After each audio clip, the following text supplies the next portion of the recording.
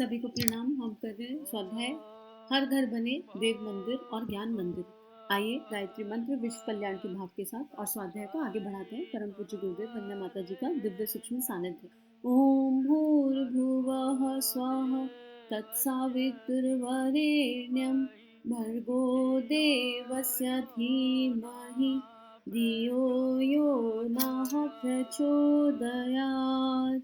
क्या कह रहे गुरुजी हमसे? गुरुजी कह रहे हैं कि हर घर को एक मंदिर बना दो, हर घर में संस्कार जागृत हो जाए, इसकी व्यवस्था बना दो। और गुरुदेव उसके स्टेप्स हमें अलग अलग तरीके से बता रहे हैं, चरण बता रहे हैं। यज्ञ को पिता मानो, गायत्री को माता मानो, घर में संस्कारों का जागरण हो। और इसके लिए नारित्व की शक्ति के जागरण की बात गुरुदेव कर रहे हैं कि नारी शक्ति जाग जाएगी तो ये काम सरल हो जाएगा। और गुरुदेव ने हमें बहुत छोटे छोटे स्टेप पिछले स्वाध्याय में दिए। अब गुरुदेव आगे कह रहे हैं, हमारे अखंड ज्योति कार्यालय में 35 साल से एक ही मंदिर है। एक कोठरी में 2 चौकियां रखी हैं, एक बड़ी चौकी एक छोटी चौकी, जिसके ऊपर तस्वीर रखी है। हमारे अधिकांश जप अनुष्ठान वही पूरे हुए, अखंड दीपक भी वही जला। हमारा वह मंदिर अब भी है। आप भी ऐसे मंदिर बना सकते हैं। शाखा में घर में एक चौकी के ऊपर गायत्री माता का बड़ा वाला चित्र स्थापित हो, उसके पास धूप दीप आरती वगैरह रखी हो। तो महाराज जी एक पुजारी रखना पड़ेगा, प्रसाद बांटने के लिए तो बहुत खर्च करना पड़ता है। इस बारे में हमने कुछ सफाइयाँ कुछ नियम तय कर दिए। अब गुरुदेव कह रहे हैं देखो कितना सिंपल मंदिर है। गुरुदेव ने जितनी साधना कर ली उतनी तो अभी हम में से उस साधना का तो हमने 0.00000001% भी नहीं छुआ कहीं, है ना। अपने जीवन को ही नहीं साधा, भावनाओं को नहीं साधा, विचारों को नहीं साधा, कुछ नहीं किया। तो गुरुदेव कह रहे हैं उन्होंने इतनी बड़ी साधना एक कोठरी में मंदिर बनाकर कर ली, तो हमें क्या दिक्कत है। और जहाँ तक प्रसाद की बात है तो उसके भी नियम है। अगर आप भाव स्वरूप जल भी प्रसाद रूप में दे दो ना, जहाँ आप जप कर रहे हो वहाँ पे आप जल रख लो, उसमें एक तुलसी पत्ता डाल दो, ठीक है। चाहिए मन करे तो उसमें एक मिश्री मिला दो। और जब आप जप कर रहे हो तो वो जप की एनर्जी वो जल ग्रहण कर रहा है, उसको भी प्रसाद के रूप में बांट दोगे तो वो प्रसाद हो जाएगा। प्रसाद का इतना ही तो मतलब है ना कि उसमें प्रभु का स्वाद मिल जाए, प्रसाद प्रभु का स्वाद मिल जाए, प्रभु की ऊर्जा प्रभु की एनर्जी मिल जाए, यही तो प्रसाद है। तो गुरुदेव यही कह रहे हैं कि इस संबंध में ये नियम तय कर दिया गया था कि थियोसॉफी संस्था ने प्रसाद के नाम पर केवल जल का प्रसाद रखा। देखो वही बात आ गई। ईसाई मिशन जो करोड़ों रुपए की कीमत से चलते हैं, उनके यहाँ भी केवल जल का प्रसाद बढ़ता है। हमने भी अपने यहाँ प्रसाद में नई परंपरा स्थापित कर दी। अब हमारे मंदिरों में पंचामृत दिया जाएगा। इसमें 5 चीजें रहेंगी। ये 5 चीजें क्या है? जल, एक जल, दूसरा शक्कर, तुलसी पत्ता, चंदन, और ये हो गया पंचामृत। कितने पैसे का? अब देखो 3 चीजों की बात तो हो ही गई थी। पहले गंगा जल लो, गंगा जल के अंदर साधारण जल मिलाओ, उसके अंदर भाव से शक्कर मिलाओ, तुलसी का पत्ता मिलाओ, चंदन मिला दो, ठीक है। और ये बन गया पंचामृत। इसमें कितने पैसे लगेंगे? कुछ भी नहीं लगेगा। और ये प्रसाद बांटो। और इस जप करने के बाद, ध्यान करने के बाद, साधना करने के बाद इसको बांटो। इसमें कुछ नहीं लगेगा। 100 आदमी आएंगे तो मैं प्रसाद कहाँ से लाऊंगा? और पानी मिला दो। 50 आ जाए, 100 आ जाए, 150 आ जाए, 1000 आ जाए, आपका बेस तैयार है। उसमें जल मिला दो ऊपर से भाव करके गायत्री मंत्र पढ़ के। तो थोड़ा थोड़ा थोड़ा थोड़ा हाथ में दे दो, बड़ा चम्मच भर के दे दो, जैसा मर्जी दे दो, क्योंकि ये प्रसाद है, इसमें प्रभु का स्वाद मिल चुका है। तो गुरुदेव ये कह रहे हैं कि देखो जहाँ चाहा वहां रहा। हम कितने मर्जी एक्सक्यूज ढूंढ लें, लेकिन अगर हम करना चाहते हैं तो हम बहुत कुछ कर सकते हैं। अब गुरुदेव कह रहे हैं बेटे हमारी यह मान्यता है कि हम जन जन को अपना बनाएंगे। हम गरीबों के हैं। यज्ञ की परंपरा को हम गरीबों तक पहुंचाने के लिए इसमें श्रमदान से, इसे श्रमदान और श्रमदान से चलाना चाहते हैं। इसे हम जन जन का बनाना चाहते हैं। भाई अगर पूजा पाठ में बहुत रुपया पैसा खर्च होगा तो जो लोअर मीडियम क्लास है, जो बहुत गरीब है, जिनके पास कोई व्यवस्था ही नहीं है, एक टाइम का खाना भी पूरा नहीं मिल रहा, आप उसको कैसे जोड़ोगे? और हर मनुष्य में देवत्व का जागरण करना गुरुदेव का सपना है। हर मनुष्य में देवत्व का जागरण, कोई ऊंच नीच नहीं, कोई भेदभाव नहीं।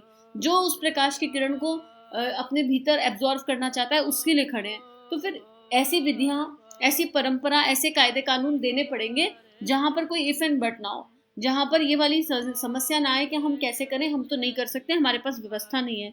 और इस व्यवस्था को हमें खाली पंडितों तक, अमीरों तक, पैसे वालों तक सीमित नहीं रखना है, कर्मकांड तक सीमित नहीं रखना है। तो गुरुदेव यही कह रहे हैं कि देखने को तो ऐसे घर भी देखे हैं जहाँ पंडित नौकरी करते हैं। भाई घर में जो है पंडित आकर दिया जगा रहा है, पूजा कर रहा है, और घर के मेंबर क्या कर रहे हैं? वो सो रहे हैं। ऐसी व्यवस्था भी है। तो ये बात नहीं है, ये जन सामान्य के लिए नहीं है। और गुरुदेव जो देना चाहते हैं वो देना चाहते हैं जन सामान्य के लिए, जिसमें धन की आवश्यकता ना पड़े, कम से कम पड़े, ज्यादा से ज्यादा क्या आवश्यकता पड़े? श्रम की, मेहनत की। भाई 5 मिनट तो उठ के लगाएंगे ना ये सब चीजें इकट्ठी करने में भी। तो गुरुदेव ने इसलिए बसंत पंचमी के दिन कहा, जिस वसंत जो आपके जीवन की बसंत पंचमी उसी दिन हो गई जिस दिन ये स्वाध्याय आप तक आया। आप ये मान लीजिए कि आज गुरुदेव ने कहा कि हमारे घर में आज देव मंदिर की स्थापना हो जाए। आगे लिख रहे हैं हर घर में प्रतीक होना चाहिए मित्रों। और प्रतीक पूजा के ऊपर गुरुदेव ने पूरी एक जन्म शताब्दी पूजा पुस्तक माला पूरा एक प्रवचन रिकॉर्ड करवाया है, पूरा है एक प्रवचन, आपको लिए लिस्ट अवेलेबल करने का प्रयास करते हैं, आप उसमें देख लीजिएगा, आप लोगों को मिल जाएगा। प्रतीक हो घर घर में मित्रों। जैसे हमारे गुरु ने हमको आदेश दिया कि आध्यात्मिकता का विस्तार करने के लिए हम छोटे से प्रतीक स्थापित करें, तो हमने गायत्री मंदिर बनाया। हमारा बड़ा मन है कि आप भी प्रतीक स्थापित करें। प्रतीक मंदिर से मंदिर में क्या हो जाएगा, मंदिर में सब कुछ हो जाएगा, हवा फैलेगी, वातावरण बनेगा। हम हवा फैलाना चाहते हैं, वातावरण बनाना चाहते हैं। फिर आप देखना कि वातावरण का क्या प्रभाव होगा। गांधी जी ने नमक बनाया, नमक से क्या हो गया, हो जाएगा। बेटे हम बताएं क्या होगा, बनाकर देख जरा, नमक से बगावत पैदा होगी।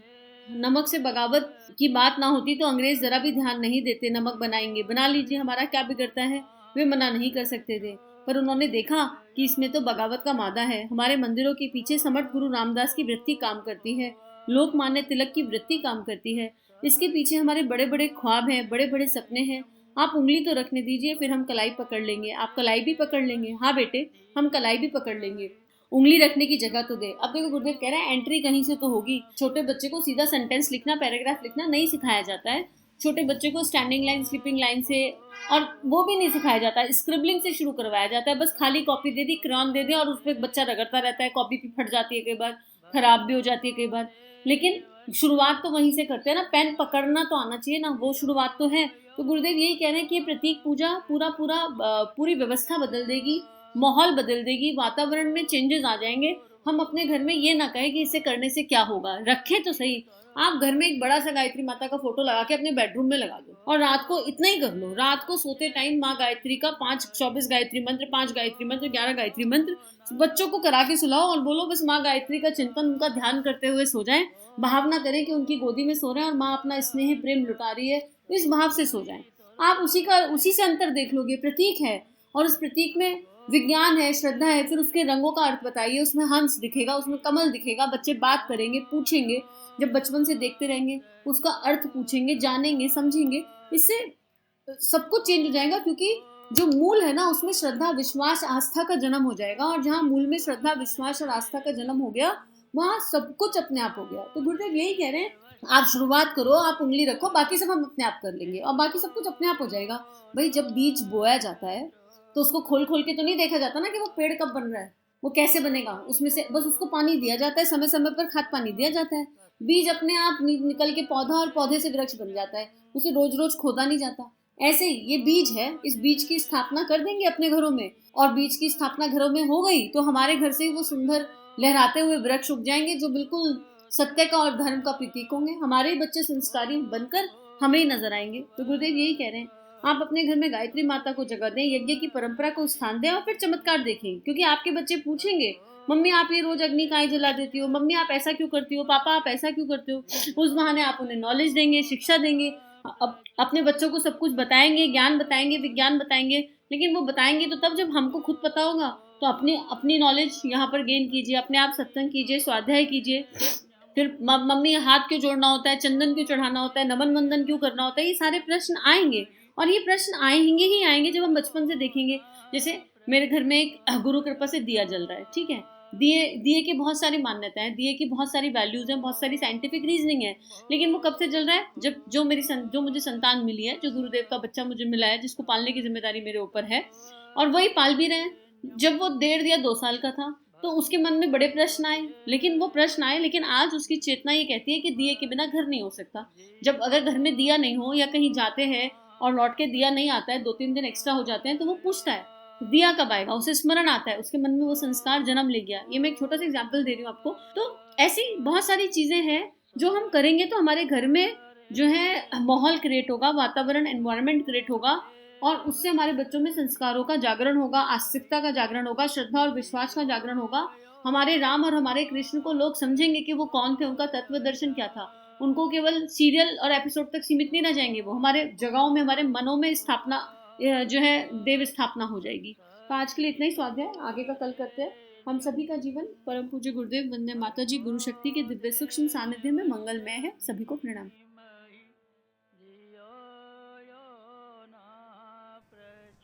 हमारे YouTube चैनल को सब्सक्राइब कीजिए और बेल आइकन पर क्लिक कीजिए ताकि आने वाली सभी वीडियो की नोटिफिकेशन आपको मिलती रहे। आप सभी को बहुत बहुत थैंक यू।